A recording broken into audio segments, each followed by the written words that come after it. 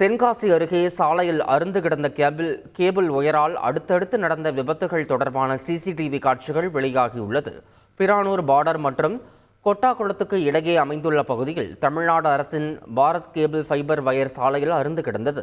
அப்போது அந்த வழியாக பிரானூர் பார்டரில் இருந்து தென்காசி நோக்கி சென்று கொண்டிருந்த பைக்கில் சென்ற தம்பதி கேபிள் வயரில் சிக்கி கீழே விழுந்தனர்.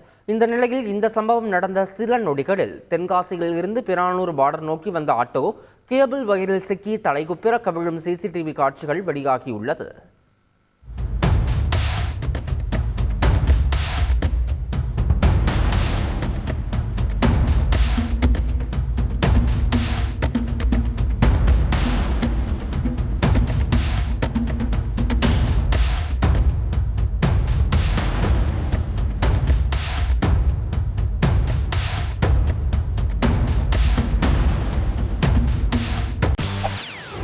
செய்திகளை உடனுக்குடன் தெரிந்து கொள்ள உடனே சப்ஸ்கிரைப் பண்ணுங்க.